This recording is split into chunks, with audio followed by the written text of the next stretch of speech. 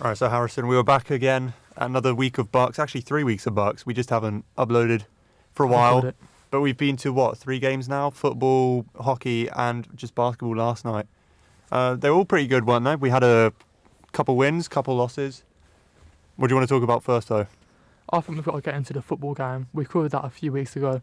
But they won a 4-1, didn't they? That was a fantastic game against Anglia Ruskin. We did fantastic, didn't we, Matt? Yeah, no, that was a good game to watch. I mean, obviously, that's the first football game we've actually covered with the uni in 2 years. And that was the first win we saw with them. So I thought it was pretty good. Obviously, we performed quite well. I think the first half, kind of slow to get started, wasn't it? Because I think we were trailing 1-0 and then we got 2 just before the half. And then obviously we just ran away with it in the second half. But a few controversial decisions in there as well. Yeah. From the referee, there was a few handballs that could have got given our way because, I don't know, the referee in that game was a bit weird. But I'll definitely be going again and watch another football game because they are very good, the men's ones, aren't they? Yeah, no, they are quite fun to watch. They're a good little team. They seem to, gel quite well. Good chemistry between them. But I do want to talk about that ref during the game. Obviously, no criticism to the ref as personally, but him that game, he didn't want to do anything, did he? He was just like on his holiday, just having a stroll up and down the pitch. It was shocking, wasn't it? I don't think he called anything other than the penalty. To be honest with you, I might have to agree. I can't really remember. He wasn't running up and down the pitch, let's say, right? He was taking a stroll. Exactly. So could he see everything? Potentially not. Is that why he didn't call some of the decisions? I don't know. But then again, does it really matter? We won 4-1. We played so dominant. We scored some good goals in the second half. I think one of the players got subbed on straight away, right, and scored in his first touch. That was fantastic. Yeah, it was like 30 seconds of coming onto the pitch and he just bangs one. Yeah. That's not too bad. You can't complain about that, can you? You No, can't ask for much better, really. There was one controversial decision with... I think somebody crossed in the corner and then got a handball, I think. I don't think that was controversial. That was just blatantly on purpose. Oh, so you can't really call that controversial because the guy, he literally leaped up into the air, full stretch with his arm and just stopped the cross with his hand. And also, after that, not even a card was produced. Yeah, he's trying to Maradona. Why is he trying to Maradona in the box? He's tried to... It's not even... Like, he would have scored either way. Obviously, we did score from the pen, but what are you doing? You're sticking your hand up. And apparently the ref didn't have cards that game. That's why he didn't get sent off. Oh, really? Yeah, but even still, if you've handballed it like that, just send him off anyway, even if you don't have a card. It's like, how can you get away with something that stupid and still stay on the pitch? It's really weird. I thought the 2 strikers were pretty good as well. Very good at holding up the ball and bringing people into play. I don't think they scored many goals in that game. I don't know if they scored one or not. I'm not too sure. But they did very good to bring in players into the game, to bring in the midfielders, to get them a few goals, bring the wide players in. I think there was one player in particular, Matt, I think from the game, or maybe a left winger that you was raving about the whole game, but he just couldn't find a goal, could he? He was doing so good. That was Robin's favourite player. Oh, was it Robin's? Yeah. Oh, okay. He was doing so good, right, in the build-up, but then in the final third, he just couldn't score. It was so annoying for him. It must have been so annoying for him. Yeah, I think he blasted one into the crossbar, didn't he? Something like that, or just wide. It happened like 2 or 3 times. It was so unfortunate not to score the goal, but yeah, it was a very good game, and I was happy that we actually interviewed one of the players as well, one or two of the players, so that was very much appreciated. Yeah, and obviously I think they won again this week as well, so they've just come off like a couple wins now, so obviously a pretty good team. They will go far this season. But, moving on, we had a win. I also said at the beginning we had some losses, and obviously we went to watch the men's hockey against Leicester, and let's just say that was a bit of a domination by the opposition. Yeah, by the opposition, we did lose 6-1. Yes. Yeah, not good. Not a very good outing. Not a very good show. Trying to represent Coventry, and it wasn't very good, was it, Matt? To be honest with you, it was about as good as the weather that day. Grey and miserable. Watching that performance, I think going into it, we looked like we were strong, but, after the first goal, you could just see our defence was kind of wide open. Like, they just found space where space arguably shouldn't have been. I think one of the goals I pointed out specifically when we were there, it was like a guy was wide open in the D. Yeah. No one was marking him. And he got a shot away and it deflected off of, well, I think, one of our players and just went into the goal. And it was a sloppy goal. It wasn't even hit hard. So Yeah, for me, I feel like what happened was it was a reoccurring theme, right, where they would just sort of target the right hand side, our left back. Sorry, let's say I don't know the positions in hockey, so I'm just gonna do it off football terms. But they would target the right hand side, and then they would just cross it into the box and score an easy tap in, pretty much just like Man City always do. But I just think they kept on doing that same routine.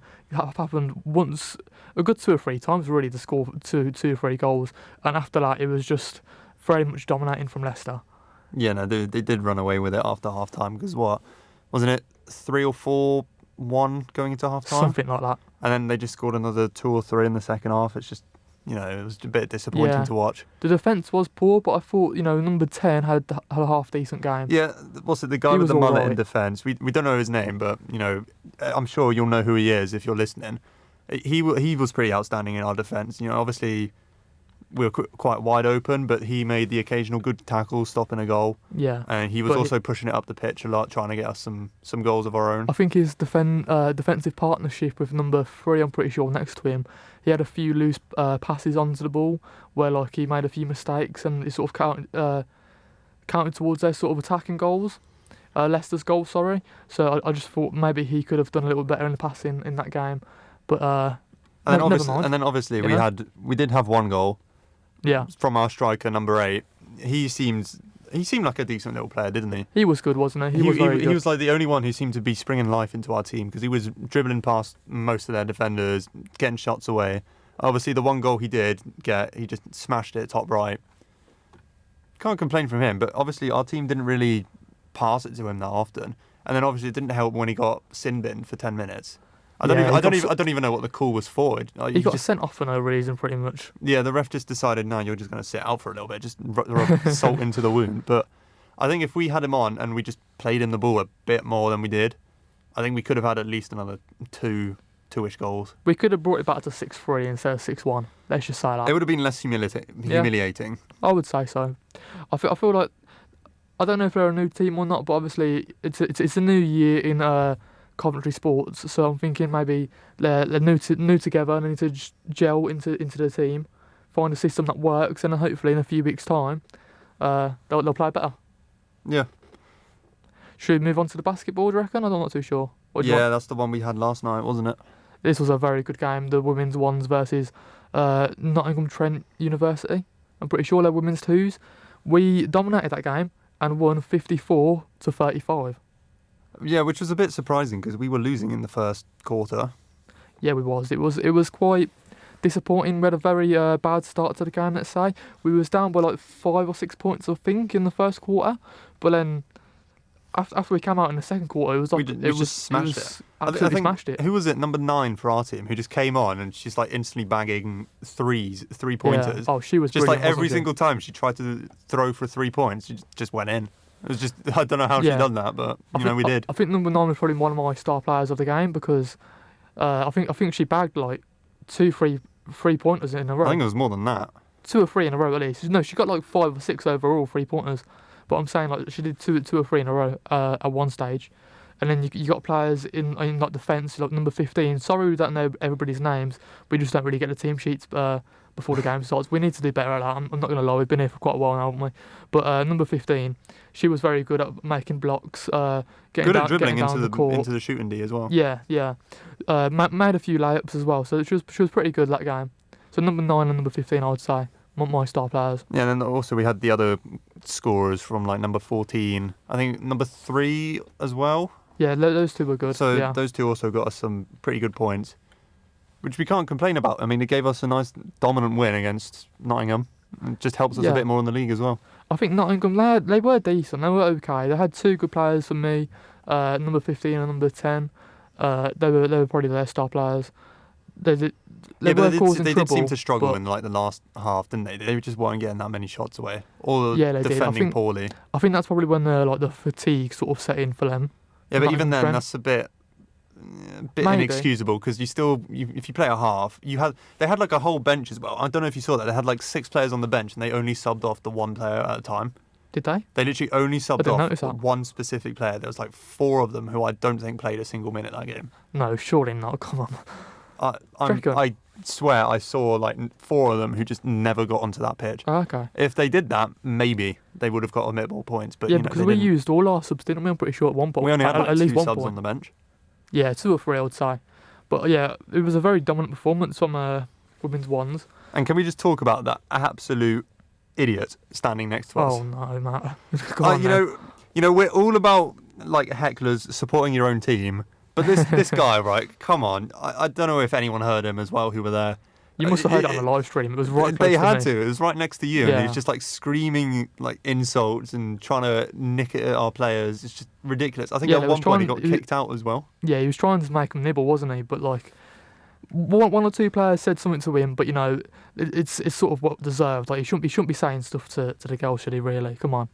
Like, I know you're all for supporting Nottingham Trent, but just leave it. Yeah, You know what I mean? It was embarrassing on his behalf. Yeah, the referee had to come over, kick him out of the court. He had to leave early. Yeah, I What a mean, shame for him. yeah, you know, you're losing as well by 30-ish points, and you're still giving us all that just crap. yapping. You just at that point just shut up, man, and just watch the game. Like, you've already lost. There's no point trying to Exactly. bring Honestly, us down on that. it was slightly embarrassing because you could see the girls were a bit uncomfortable, and I think he probably should have just realised, just calm it down a bit and move on. You know what I mean?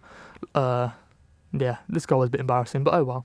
Yeah, but Didn't either matter. way, we came away with a win. He got kicked out and lost, so big win for us, big loss for him. That is, yeah, I like that. So you can't complain.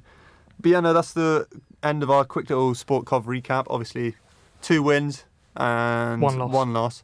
that we watched, obviously. But I know a lot of our other teams have got wins recently. A lot of their social media is showing like good scoring wins. Yeah, so many So it good seems like wins. our teams are doing a lot better this year, especially with the new first years coming up. I can't wait for varsity to start again. Varsity may be interesting because you Yeah. never know. These teams, they look strong. We could bring the fight to Warwick. You never know. Hopefully. But no, that's the end of this episode, and we'll see you in the next one.